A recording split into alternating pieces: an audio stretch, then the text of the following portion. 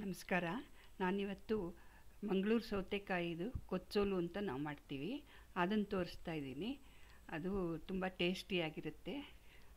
ಅದು ಮಂಗಳೂರು ಸೌತೆಕಾಯಿ ನಾವು ತಂದಿದ್ದಿತ್ತು, ಅರ್ಧ ಯೂಸ್ ಮಾಡಿದ್ದೆ, ಅರ್ಧ ಇತ್ತು. ಅದನ್ನು ಅದ್ರದ್ದು ಕೊಚ್ಚೋಲು ಮಾಡೋದು ತೋರಿಸ್ತಾ ಇದ್ದೀನಿ. ಅದನ್ನು ಕಟ್ ಮಾಡಿಕೊಂಡು ಅದರದ್ದು ಬೀಜಗಳನ್ನೆಲ್ಲ ತೆಕ್ಕೊಂಡು ಸಿಪ್ಪೆನೂ ತೆಕ್ಕೋಬೇಕು. ಸಿಪ್ಪೆನ ಚೆನ್ನಾಗಿ ತೆಕ್ಕೊಂಡು ತೊಳ್ಕೊಬೇಕು. ಕಾಯಿಗಳು ಕಟ್ ಮಾಡ್ಕೊ, ಸ್ವಲ್ಪ ದೊಡ್ಡದಾಗಿ ಕಟ್ ಮಾಡಿಕೊಂಡ್ರೆ ಚೆನ್ನಾಗಿರುತ್ತೆ. ತುಂಬ ಸಣ್ಣದು ಮಾಡಿದ್ರೆ ಅದು ಇದಾಗಿಬಿಡುತ್ತೆ, ಕರಗಿಬಿಡುತ್ತೆ.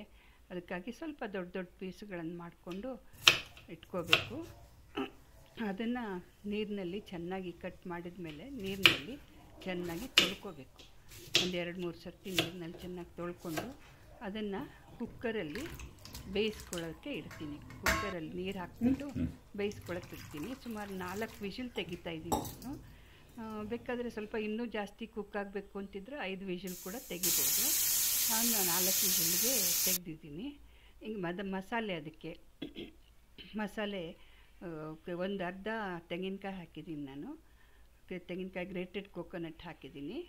ಆಮೇಲೆ ಒಂದು 4 ಬ್ಯಾಡಗಿ ಮೆಣಸಿನ್ಕಾಯಿ, 4 ಸೇಲಂ ಮೆಣಸಿನ್ಕಾಯಿ ಹಾಕಿದ್ದೀನಿ. ಅದನ್ನು ಹಸಿ ಹಾಕೋದು, ಹುರ್ಕೋಬೇಕು ಅಂತ ಏನಿಲ್ಲ. ಅದನ್ನು ಹುರ್ಕೊಳ್ಳೋದೇನು ನೆಸಿಟಿ ಇಲ್ಲ, ಹಸಿದೇ ಹಾಕೋದು. ಮತ್ತು ಒಂದು 4-5 ಬೆಳ್ಳುಳ್ಳಿ ಸೀಡ್ಗಳನ್ನು, ಬೆಳ್ಳುಳ್ಳಿನ ಹಾಕಿದ್ದೀನಿ. 4-5 ಎಸಳು ಬೆಳ್ಳುಳ್ಳಿ ಹಾಕಿದ್ದೀನಿ. ಮತ್ತು ಒಂದು ಗೋಲಿ ಗಾತ್ರದ ಹುಣಸೆ ಹಣ್ಣು ಹಾಕ್ಕೊಂಡು ಒಂದು ಅರ್ಧ ಸ್ಪೂನು ಅಕ್ಕಿ ಹಿಟ್ಟು ಹಾಕಿದ್ದೀನಿ. ಇದು ಉಪ್ಪಲ್ಲ, ಕನ್ಫ್ಯೂಸ್ ಮಾಡ್ಕೋಬೇಡಿ. ಅಕ್ಕಿ ಹಿಟ್ಟು, ಅರ್ಧ ಸ್ಪೂನು ಅಕ್ಕಿ ಹಿಟ್ಟು ಹಾಕಿದ್ದೀನಿ. ಮತ್ತು ಮಿಕ್ಸಿಗೆ ಹಾಕ್ಕೊಂಡು ನೈಸ್ ಪೇಸ್ಟ್ ಮಾಡ್ಕೋಬೇಕು. ಈ ಕಡೆ ಇದು 4 ವಿಷಿಲ್ ಆಗಿಬಿಟ್ಟು ಇದು ಕುಕ್ಕಾಗಿದೆ. ಇದು ಕುಕ್ಕರಲ್ಲಿ ಸೌತೆಕಾಯಿ, ಮಂಗಳೂರು ಸೌತೆಕಾಯಿ ಕುಕ್ಕಾಗಿದೆ. ಇದನ್ನು ಪಾತ್ರೆಗೆ ತೆಕ್ಕೊಂಡು, ಕುಕ್ಕರಿಂದ ತೆಕ್ಕೊಂಡು ಪಾತ್ರೆಗೆ ಹಾಕ್ಕೋತಾ ಇದ್ದೀನಿ. ಪಾತ್ರೆಯಲ್ಲಿ ಹಾಕ್ಕೊಂಬಿಟ್ಟು ಅದಕ್ಕೆ ಅದು ರುಬ್ಬಿರೋ ಮಿಕ್ಸಿ ಮಾಡಿರೋ ಮಸಾಲೆನ ಅದಕ್ಕೆ ಸೇರಿಸ್ಕೊಂಡು ಕುದಿಸ್ಬೇಕು. ಉಪ್ಪು ಜೊತೆಲಿ ಉಪ್ಪನ್ನು ಹಾಕಬೇಕು. ಅದಕ್ಕೆ ಉಪ್ಪನ್ನು ಹಾಕಿಬಿಟ್ಟು ಕುದಿಸ್ಕೋಬೇಕು. ಅದು ಚೆನ್ನಾಗಿ ಮಿಕ್ಸ್ ಆಗುತ್ತೆ. ಈಗ ಅಕ್ಕಿ ಹಿಟ್ಟು ಹಾಕಿರೋದ್ರಿಂದ ಅದಕ್ಕೆ ಎಲ್ಲ ಮಿಕ್ಸ್ ಆಗಿಬಿಟ್ಟು ಬರುತ್ತೆ. ಇದು ಮಂಗಳೂರು ಸೌತೆಕಾಯಿ ತುಂಬ ದೇಹಕ್ಕೆ ತಂಪು ಅಂತ ಹೇಳ್ತಾರೆ, ಮತ್ತು ಚೆನ್ನಾಗೂ ಆಗುತ್ತೆ ಅದರದ್ದು. ಇದು ಉಪ್ಪು ಹಾಕ್ಕೊಳ್ತಾ ಇದ್ದೀನಿ ಇವಾಗ. ಇದು ಒಂಥರ ರಾಗಿ ಮುದ್ದೆಗಾಗಲಿ, ಚಪಾತಿಗಾಗಲಿ, ರೊಟ್ಟಿಗಾಗಲಿ, ಅನ್ನಕ್ಕಾಗಲಿ ಯಾವುದಕ್ಕೆ ಬೇಕಾದ್ರೂ ಸೂಟ್ ಆಗುತ್ತೆ ಇದು. ಮತ್ತು ತುಂಬ ಟೇಸ್ಟಿಯಾಗಿರುತ್ತೆ.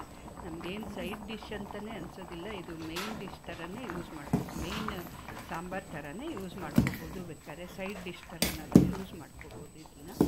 ಇದಕ್ಕೆ ನಾನು ಒಂದು ಇಡೀ ದೊಡ್ಡ ಬೆಳ್ಳುಳ್ಳಿ ತೊಗೊಂಡಿದ್ದೀನಿ. ಅದರದ್ದು ಕುಟ್ಬಿಟ್ಟು ಇದು ಮಾಡಬೇಕು. ನಾನು ಸಿಪ್ಪೆ ಸಮೇತ ಹಾಕ್ತೀನಿ. ಕುಟ್ಟೋದು ಯಾಕಂದರೆ ಇಲ್ಲದೇ ಇದ್ದರೆ ಅದು ಸಿಡಿಯುತ್ತೆ, ಮುಖದ ಮೇಲೆ ಸಿಡಿದು ಬಿಡುತ್ತೆ ಪಟ್ ಅಂತ.